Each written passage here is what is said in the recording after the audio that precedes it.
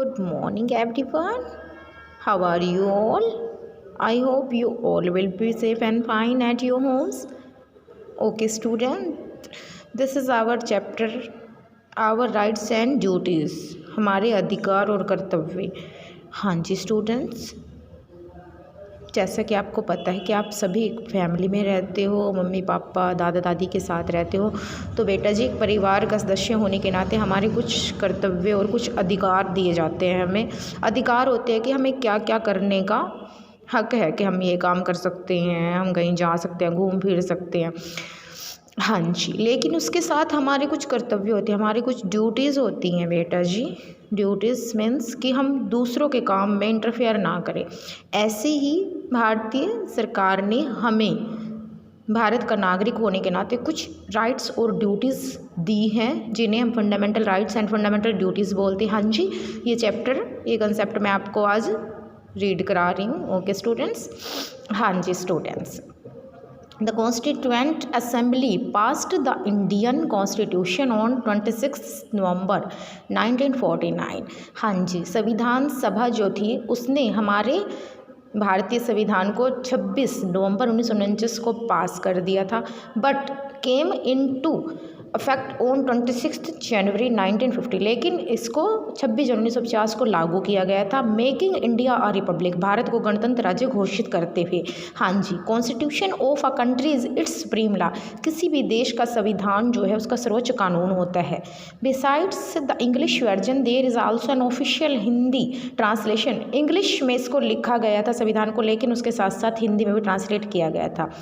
Any law made by government must be in line with the constitution. हाँ जी, जो भी कानून सरकार बनाती है संविधान के साथ उसका मैच होना जरूरी है, संविधान में उसको लिखा गया है।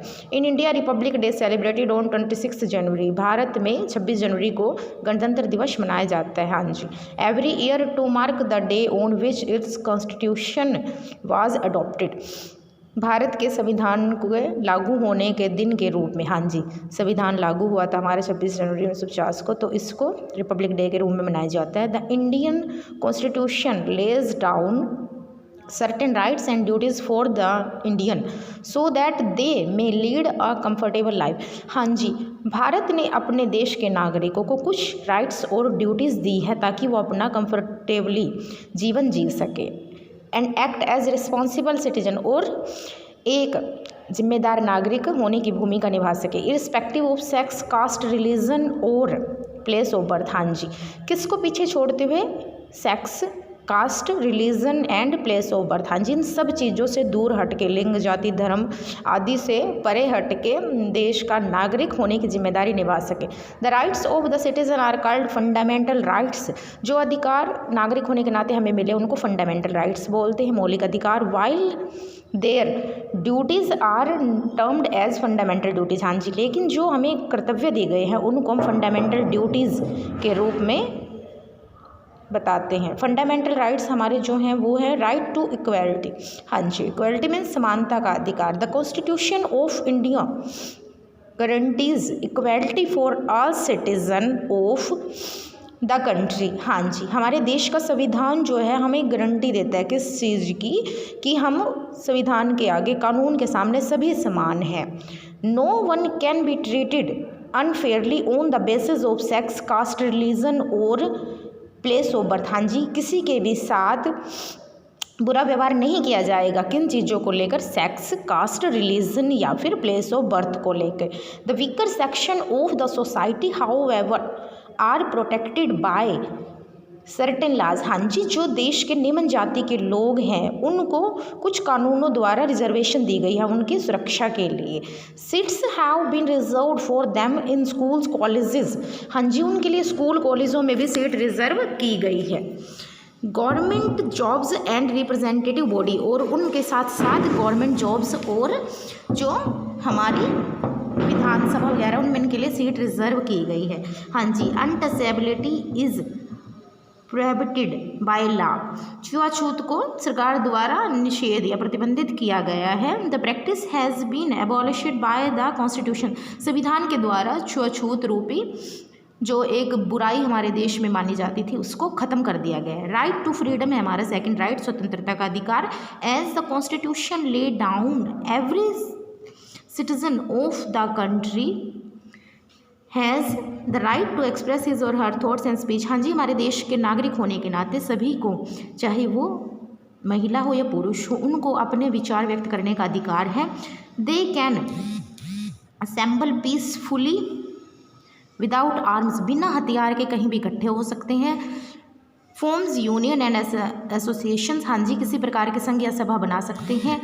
And move to the settle in any part of the country, और देश के किसी भी भाग में जाके निवास कर सकते हैं। Okay, they can practice the trade and profession of their choice with certain exceptions. हाँ जी, अपनी मर्जी से किसी भी प्रकार के काम को अपना सकते हैं, कोई भी उनका जो इंटरेस्ट है किसी प्रोफेशन या किसी भी व्यापार करने में, ठीक है। However one is free to do anything which does not affect the freedom someone else. हाँ जी, हम वो काम कर सकते हैं जो दूसरों के काम में बाधा ना डाले। राइट अगेंस्ट एक्सप्लॉयटेशन, हाँ जी, शोषण के विरुद्ध अधिकार है। No individual can be forced to work against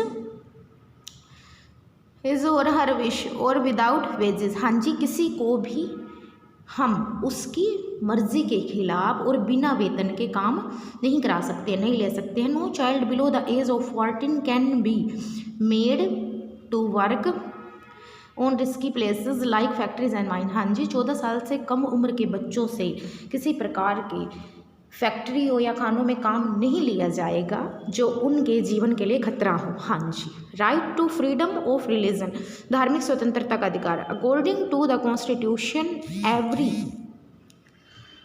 individual of country is free to choose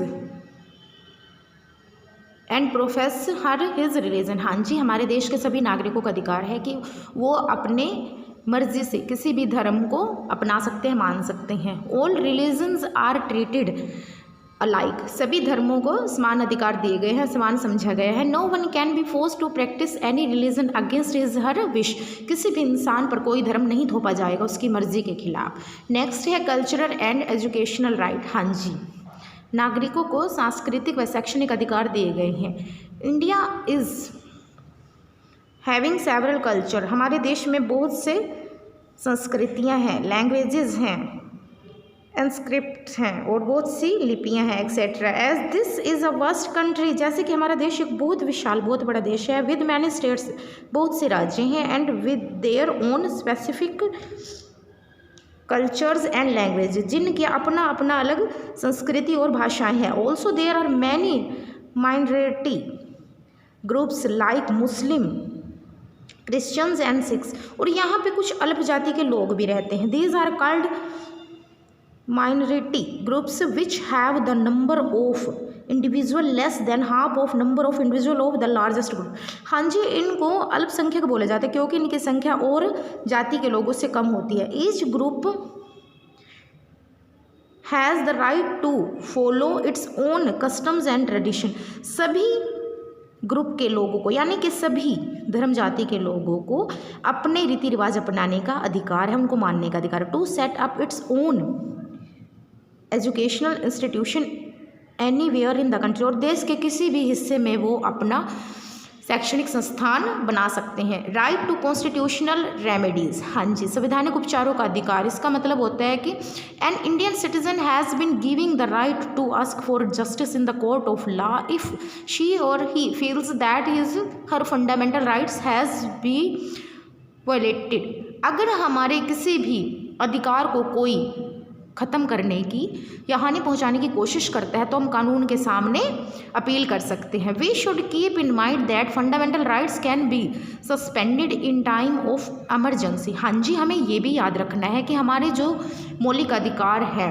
इनको इमरजेंसी के टाइम यानी अगर देश पे कोई आपत्ति आती है तो सरकार द्वारा बंद भी किया जा सकता है, ख़त्म किया जा सकता है कुछ टाइम के लिए। फंडामेंटल ड्यूटीज़ हैं जी। उसके बाद if the citizen have been giving the fundamental rights, अगर नागरिकों को कुछ फंडामेंटल राइट्स दिए गए हैं, they are also expected to perform certain duties toward their country, तो उनको कुछ उम्मीदें हैं उनसे देश की कि वो अपने देश के लिए कुछ कर्तव्यों का पालन करेंगे। एंड फेलो सिटीजन्स, हाँ जी, और एक अच्छा नागरिक होने का फ़र्ज़ निभाएंगे। Such duties are called the fundamental duties which are as follow, इनको हम मौलिक कर्तव्य बोलते हैं जो इस प्रकार से हैं। Safe guard the sovereignty, unity, integrity of the country, अपने देश की सर्वोच्चता, प्रभुसत्ता, एकता को बनाए रखना। रिस्पेक्ट एंड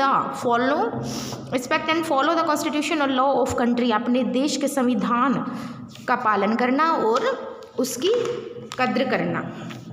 उसके बाद है respect the national flag and national anthem, अपने राष्ट्रीय तिरंगे को और राष्ट्रीय गान का सम्मान करना। Follow the path of non violence, secularism and democracy, हाँ जी, अहिंसा, धर्मनिरपेक्षता और लोकतंत्र के रास्ते को अपनाना। Preserve our heritage and culture, अपने देश के सांस्कृतिक और अपने देश की विरासत को संभाल के रखना, बनाए रखना। Protect public property and defend our country at any cost, अपने जो हमारी पब्लिक प्रॉपर्टी है यानी कि जो हमारे लिए गवर्नमेंट ने लोगों के लिए अस्पताल, कॉलेज, स्कूल वगैरह जो पब्लिक प्रॉपर्टी बनाई है उन सब की सुरक्षा करना। Protect and conserve our natural resources, हमारे प्राकृतिक संसाधनों की सुरक्षा करना। Avoid social evil like dowry and gambling, हाँ जी, सामाजिक बुराइयों का विरोध करना, जैसे दहेज हो गया, डॉवरी और गैम्बलिंग, जुआ खेलना, यानी हमें बुराइयों से दूर रहना है। Strive toward excellence in their respective spheres, हाँ जी, इसका मतलब है कि हमें कोशिश करनी है अपने प्रयासों से अपने देश को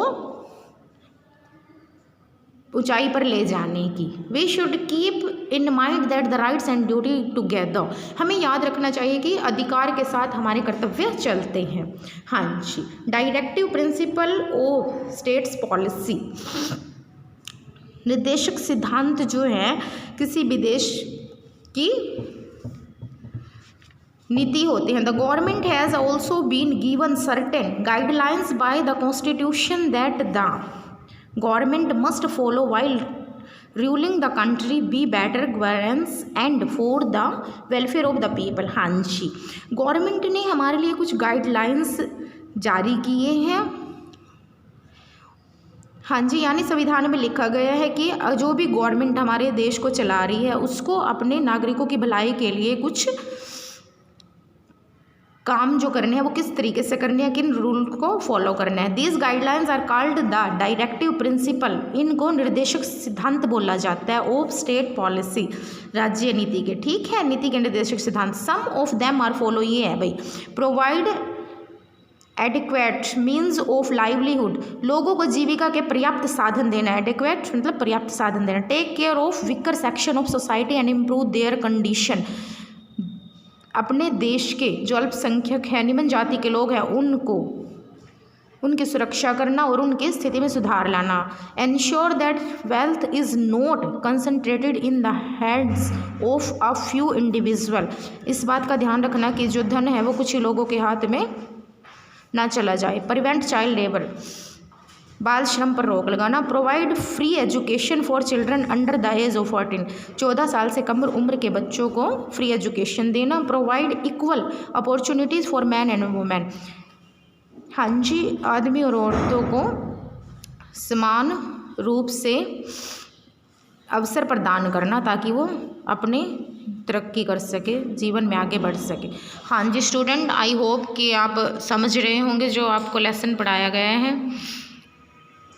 इस वीडियो को ध्यान से देखना है और अपने राइट्स और ड्यूटीज़ को हमने याद कर लेना है। Okay, thank you.